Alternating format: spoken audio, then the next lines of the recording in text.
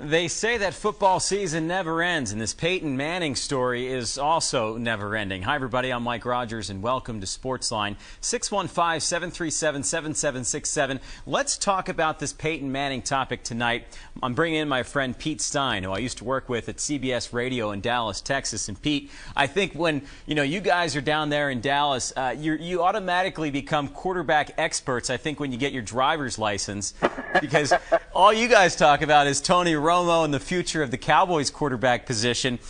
Is Jerry Jones bold enough to be the type of owner to go out there, and if Peyton Manning is a free agent, that's a big if, do you see the Cowboys throwing their name into that hat? Well, I'm hoping that Jerry Jones is not that foolish, because Peyton Manning would be a huge risk. They got Tony Romo in his prime, and I'm not suggesting that Tony Romo is as good as Peyton Manning in his prime, but Tony Romo is the least of the Cowboys' worries. They have so many other areas they need to address on this team. And to go out and make a bid for Peyton Manning, I think, would be foolish, not bold. I mean, if he wants to come and replace John Kitna and be the backup, there might be something there. No, I'm just kidding. I actually think, based on what we're hearing today, Mike, I think there's a good chance he stays in Indianapolis. Yeah, the latest news today, Colts owner Jim Irsay says that he's open to keeping Peyton Manning, but at a reduced salary.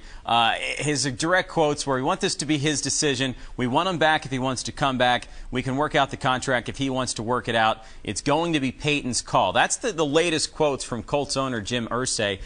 Now, if it doesn't work out, Peyton's going to be a free agent. Now, national perception is completely different than local perception, Pete. And I think the local perception of your quarterback situation in Dallas might be a little bit more secure than the national perception. When you hear the comments that Ahmad Bradshaw is making, when you see Tony Romo out on the golf course, national perception might mean that there's still a possibility of Jerry Jones possibly doing something bold. Yeah, that is funny, because, Mike, you're going to find this hard to believe, but there's been very little Tony Romo talk. Wow. There's been very little talk about. There's still a few guys out there who complain about Tony playing golf.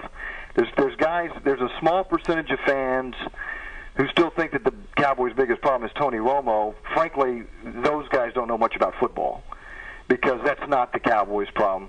Now, there's no question that Romo had the fumble against the Jets. He had the terrible interceptions against the Lions. But by and large, he played well. He made the Cowboys a better team this year. Their problem is their offensive line has got to get more physical, and they've got to get help in the secondary. They've got to get a pass rush. They've got so many more problems than their quarterback that I just think it would be foolish to spend the time and energy on a 36-year-old quarterback with a bad neck.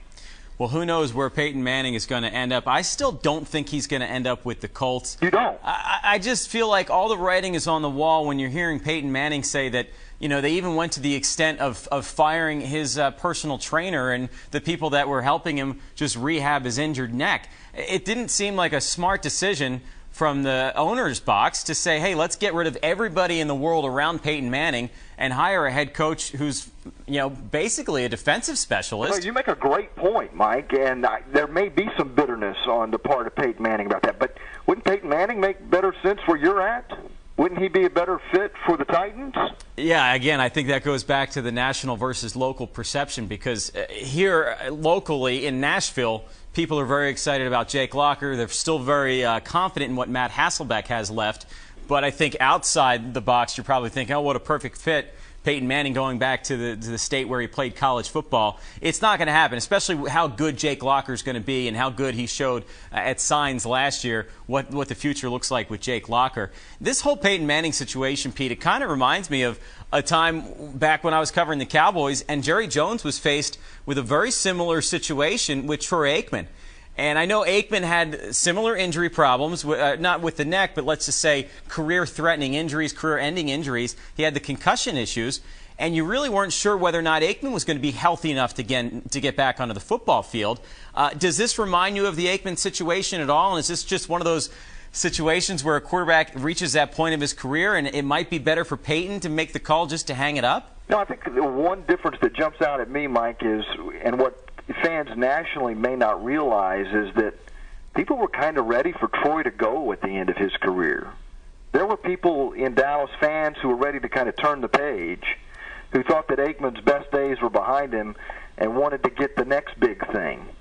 And I think Colt fans would embrace Peyton Manning coming back. I don't think they're ready for Peyton Manning to leave town, even though they're going to probably end up with Andrew Luck. I think they still really identify with Peyton Manning, a 4-time MVP. I mean, he's a superhero there. Nothing worse than seeing a guy that played his whole career for one team, then finishing his career in another team's jersey. I know you guys went through that in Dallas, watching Emmitt Smith play in a stinking Cardinals jersey. Yeah, right. How weird did that look? I still can't picture Peyton Manning in any other jersey but a Colts jersey. It is hard. It is hard to imagine him in any other uniform. You know, people talk about him, ironically, Mike, talking about him going to the Cardinals. That just seems, you know, but we've seen it. We saw Johnny Unitas play for the Chargers. We saw Joe Namath play for the Rams. I mean, it happens. Usually those are not happy endings. And you know what? There may not be a happy ending for Peyton Manning either. Speaking of happy endings, you know, this past Super Bowl, we had a lot of experts on calling in from Indianapolis. They were raving, Pete. I mean, just literally raving about how nice Indianapolis was and the features there and the village park of Super Bowl festivities. I mean, they were raving about it. You guys didn't exactly have a happy ending at the Super Bowl last year. The weather certainly didn't cooperate. And I think one of the advantages Indianapolis has is that that's a walking city. Everything is kind of within walking distance. This is Texas. Things are spread out. We got lots of room here. So, you know, you had part of the parties in Fort Worth. You had part of the parties in Dallas. In between, you got Arlington where the stadium was.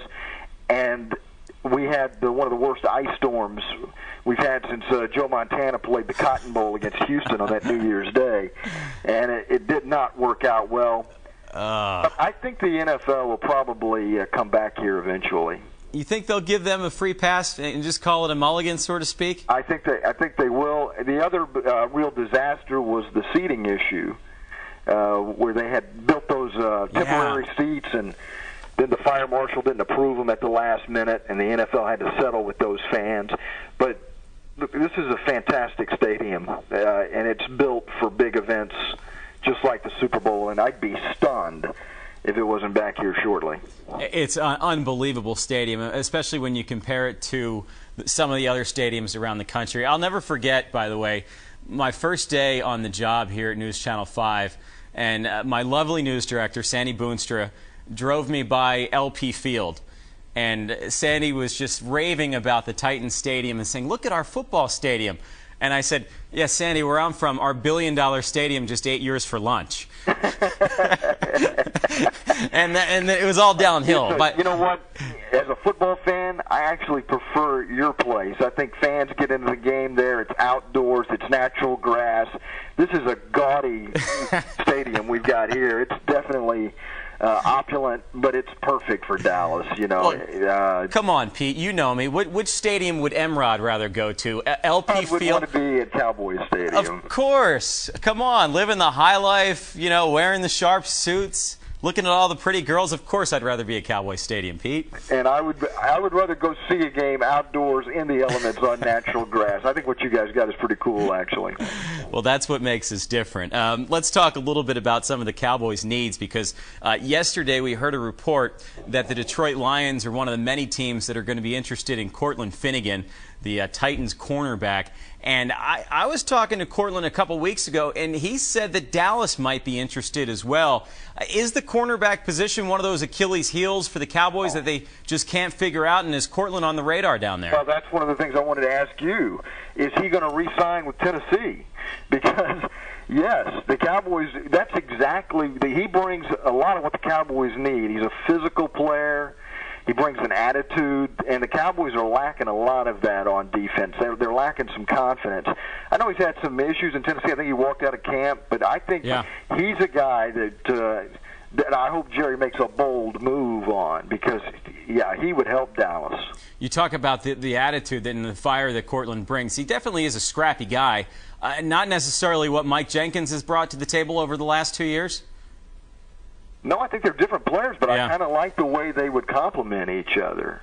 They are completely different, but I think it would give the Cowboys two competent corners. Now, look, no cornerback is going to be good here if the Cowboys don't get somebody to rush the passer along with DeMarcus Ware, because right now he's got no help. They've got to be able to get pressure on the quarterback, but Terrence Newman's days are done. And Finnegan would come in here, and he'd be the first, second best defensive back on the team right away. Now, the other thing about Finnegan, though, is, he's got Schwartz is at Detroit. He was a position coach, I think, for Finnegan in Tennessee. Yeah, the defensive coordinator. They worked together in years past. And you got Fisher, who's in St. Louis now. That's his former head coach. Those things, both those coaches might be attractive to him. I don't know if the Blue Star might be attracted to him, but boy, the Cowboys are definitely going to be in the bidding if Tennessee doesn't re-sign him. How screwed up did the Cowboys get last year? And it's funny how one move kind of dictated the whole balance of power in the NFC East. And I thought it was that kind of last-second move the Eagles made when they went in and they signed Nnamdi Asomugha from the Raiders. And the Cowboys apparently were right there in the running, and they were going to make a move, I guess, to cut Terrence Newman. But how did that really change the balance of power for the East and what the Cowboys wanted to do? Well, it is funny. It's funny you say it changed the balance of power, because we all thought that the Eagles were probably going to run away with the division, and it didn't happen that way. But it probably did keep the Cowboys from finishing at least one game ahead of the Giants. And the rest is history. New York ends up winning the division, and they end up in the Super Bowl. I remember years ago watching that Cowboys team lose a miserable game to the Eagles, 44-6. Oh, last game of the year. Last game of the year. We both just started at the Fan, and the fans were so angry. I did one of those video reports on the website, and I still remember the girl choking and the fans yelling at Red Jesus and yelling to have Jerry's new house be burnt down. They were that mad and that upset a few years ago, Pete. How upset and how angry is this Cowboys fan base these days? What's settling in here is a lot of apathy about the Cowboys. And the apathy set in long before we got to December. Even when this team was playing pretty well in the middle of the year, there wasn't a lot of buzz about the Cowboys. There wasn't a lot of belief that the Cowboys were a good team. I was trying to convince people that they were a good team, and I still think that there's a lot of good. I think the Cowboys did more good things this year than bad, but their weaknesses are become obvious when they play a physical football team. Physical football teams beat Dallas. Unfortunately, they're in the NFC East. Yeah. They're playing the Giants and they're playing the Eagles, and they got beat up by those teams at the line of scrimmage in all 4 games they played them. 615-737-7767. Talking Cowboys, talking NFL with my buddy Pete Stein in Dallas, Texas. Got phone lines lit up like crazy, Pete. Do you want to stay on the line and take some of these calls during the next segment? I'm all yours. All right, let's take a quick timeout. Sportsline will continue right after this quick break. Back talking more football, Cowboys, Titans. You got it right after this break. Great Peyton Manning. And, here's the deal. Is you take Peyton Manning out of the Colts, and they collapse. They never had a line. It was a sham. They never had any defense because Peyton put him in the game. And, I could see him going to coach the Patriots or something like that. He's an offensive genius because he gets in there and he goes through his regiment before the game, calling all the plays, going down through the field before the game. And, the Colts just never had anything. And you can go back to Dungy or the current coach. They just were never anything without Peyton Manning. No, I completely agree, Mark, and I appreciate the call. And Pete, and I think in some ways you could say Peyton Manning redefined the quarterback position and also showed teams how important it is to have that one guy in that one spot. Well, I think you took the words almost right out of my mouth, because I think he's going to have an influence on the next generation of quarterbacks, and it's all about preparation. It's all about, in the NFL now, it's all about being able to read the defense at the line of scrimmage and getting your team into the right play, having full command of the offense, and being able to make the right decisions. And nobody has ever done that any better than Peyton Manning. He's just been amazing, and he was the MVP this year. You saw what the Colts were without him. I mean, he clearly is the most valuable player in the NFL. My only question is, can he still be the same guy with the neck injury? And that's the thing, because, you know, we remember those Cowboys players who had neck problems, and they didn't come back. You know, Darryl Johnston was there one day, gone the next. Michael Irvin, same thing. I mean, it seems like that neck issue is one that it's almost, you know, all or nothing. One hit away. He's one hit away from being out. Absolutely. Absolutely. Let's go back to the phone lines now. And Mike, hey, Mike, you're on Sportsline. Hey, Mike, how are you doing out there? Good. Thanks for calling in. Hey, I just want to commend you for doing a great job at Channel 5 with the sports that you're doing. I appreciate it. My questions I have to ask. Do you think a chance that Peyton might go out to be a Miami Dolphin and be as good as Dan Marino and retire out there, and maybe hook up Randy Moss as a free agent? And my other question is, do you think we'll ever get to have a Super Bowl played in Nashville in the Titan Stadium? And my other question is, your friend out in Dallas, I would love to see him come up to Nashville and team up with you with Channel 5 News and let y'all really take the news with Channel 5 with the sports to a great new level. It just seems like, you know, you guys are really working great together out there, and I'd like to have him come up and live here in Nashville, Tennessee with us, and I'll hang up and thank you for your time. Oh, appreciate the call, and, you know, thanks for the kind words. And, Pete, I guess we're in demand now all of a sudden. Yeah, clearly that guy has a future as a program director, Mike. I'll pay him later. The check's in the mail, by the way. Do I think a Super Bowl is going to happen here in Nashville? I would love to see You it. do? I think there's an outside possibility. Don't you pretty much have to have a dome stadium nowadays? I guess it is going to New York, but it's New York. They've got a brand new stadium. Do you guys have a Super Bowl stadium? They don't have a Super Bowl stadium per se, but I've been to the other stadiums that recently have had Super Bowls, Miami, San Diego, and they're really not all that much better than what the Titans have. I don't think it's going back to San Diego. That stadium's it's no longer Super Bowl capable, and the last time they were in Miami, they weren't happy about the stadium. There's a new convention center here in Nashville that's coming, and everybody's raving about it. I've literally seen it grow outside of my window every day. That's going to be just a huge part of this town, and I think it is the type of city where it's a destination place for sports events. You guys will have a Final Four, I think, before you have a Super Bowl. Final Four. This year, you know, the SEC tournament comes every other year. I think it's a possibility, let's just say, over the next 10 years, if the NFL decides to get creative and to target cities that have never had Super Bowls before. Well, I love the idea of playing the Super Bowl, and I'm anxious to see what happens in New York and what the weather's like, because I hope it's not a complete disaster. But I like the idea of playing the Super Bowl in areas where the weather may be a factor. You know, it's funny, because I remember we were doing those shows about that topic years ago, and I remember that you always wanted one in Green Bay. Yeah, I just think it would be interesting if you had, I kind of said Green Bay facetiously, I think, but I think it would be interesting to see a cold weather Super Bowl. Absolutely. The other questions he had, I think, Peyton to the Dolphins and Randy Moss. Dolphins might be on that list, and honestly, Randy Moss has nothing left in the tank. Let's go back to the phone lines and Cam. Hey, Cam, you're on Sportsline. How are you? I'm good, and you? Good. What's your question tonight? Okay, my question is, are any of our free agents on the Titans going to stay for the next 3 years, or going to switch teams? Well, there's about 20 free agents on that Titans list right now, so, you know, who knows who wants to stay and who wants to go. For the most part, I think they've already signed the guys that they wanted to sign, bringing Craig Stevens back and also bringing Mike Otto back. He was an unrestricted free agent. Lavelle Hawkins signed last Friday. They liked what Hawkins did last year with 47 catches, kind of upping his role in the offense.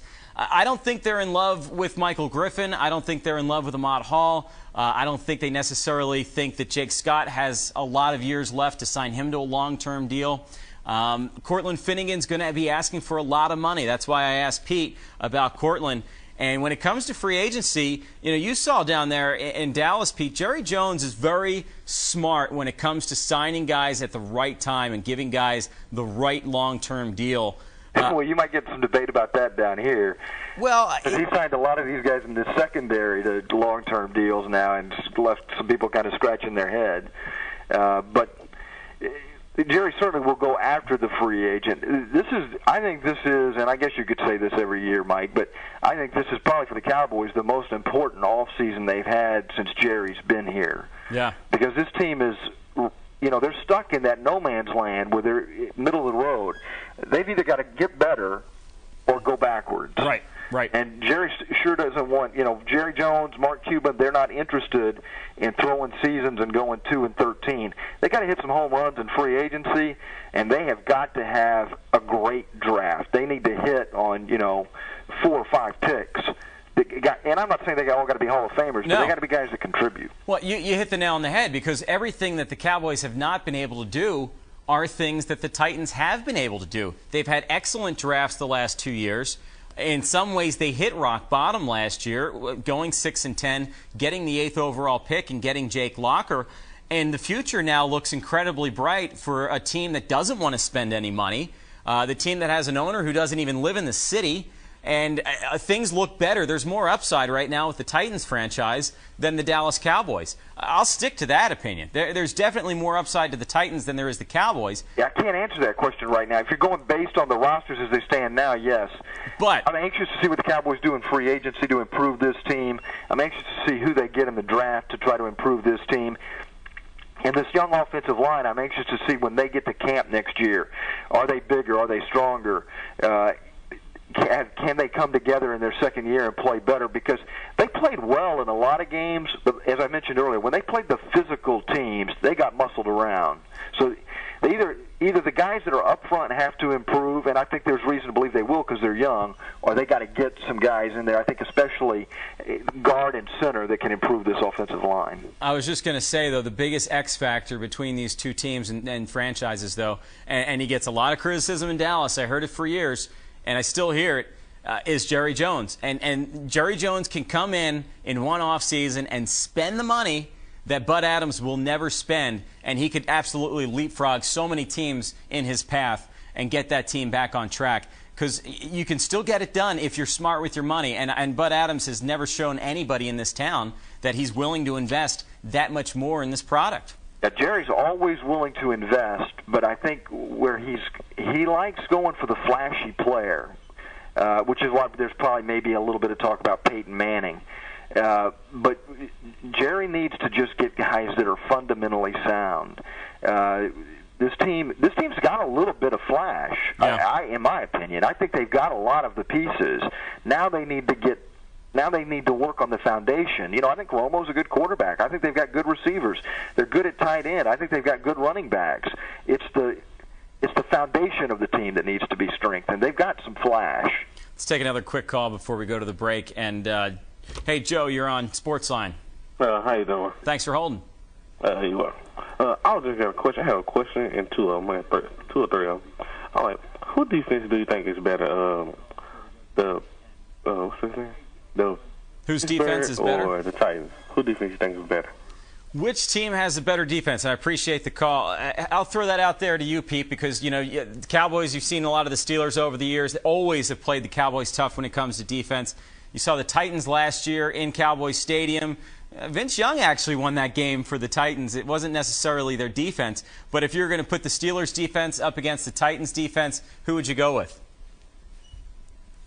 And just reflexively, I say Pittsburgh. Yeah. But I'm not sure that I could statistically prove it, because Troy Polamalu, to me, is the guy that makes Pittsburgh so much better than everybody else defensively. And they've got those impact players. Not to say that Tennessee doesn't have that as well, but I'd have to give an edge to Pittsburgh in that debate. 615-737-7767. You up for one more segment, Pete? I'm here as long as you want me. As long as you can stand me, Mike, I'm here for you.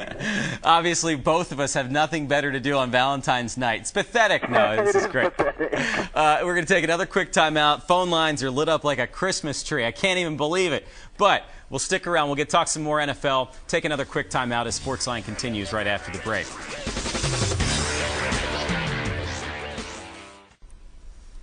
Welcome back to Sportsline right here on News Channel 5+. I'm your host, Mike Rogers. Talking NFL tonight with Pete Stein, my old buddy from 105.3 The Fan, CBS Radio in Dallas, Texas. Want to mix in some more of your phone calls before we get into some college football talk as well. William, you're on Sportsline. Thanks for holding. Yes, I'd like to know if you think that Finnegan would go to St. Louis with Jeff Fisher. Cortland Finnegan is going to be such a hot commodity, and I appreciate the call. It just seems like there's a lot of good fits for a guy like Cortland Finnegan. You got the Fisher connection in St. Louis. You got the Schwartz connection in Detroit. And then I also think you got the money connection in Dallas. Pete, I'll ask you that question. Is Jerry Jones willing to give a player like Cortland Finnegan $10 million for 5 or 6 years? I think Jerry's definitely willing to put top dollar out there. Absolutely. I guess my question is, and maybe you can answer this, is what's Finnegan's relationship with a guy like Jeff Fisher or Schwartz in Detroit, and how enamored would he be by coming to Dallas and being on the, as Bill Parcells put it, being on the big stage? Off the record, Cortland told me something very interesting about but Mike, you're not supposed to say what he said off the record. Well, that's true, but I'm going to put it on the record and say that I think that Cortland Finnegan wants to play for a team that has a great chance of winning a Super Bowl. And I don't know if he views the Steelers as that team or if he views maybe the Cowboys being that team. But if you're a free agent right now and you're thinking ring, I still think Dallas has a shot over the next 2 or 3 years. I'm not closing the window on Tony Romo just yet, because look at all the people in that town that closed the window on Dirk Nowitzki. Well, yeah, you know what? I think you've hit the nail on the head, Mike, and that's what I was talking about earlier, and the importance of this offseason. You got Tony Romo basically in his prime. You got Jason Witten nearing the end of his career. You got guys like Miles Austin who are coming into his prime years as a wide receiver. You've got young running backs, and running backs don't have a long shelf life. So there is a window of opportunity here if Dallas can improve defensively and improve on the offensive line. This is a team, but if they have a poor offseason, Mike, they can tumble, they can go the other way. And Jason Garrett's still a bit of an unknown. Did he get the best out of this team this year? I think for the first 8 weeks he did. I'm not so sure that he got the best out of them down the stretch. Let's go back to the phone lines. And Joe, hey Joe.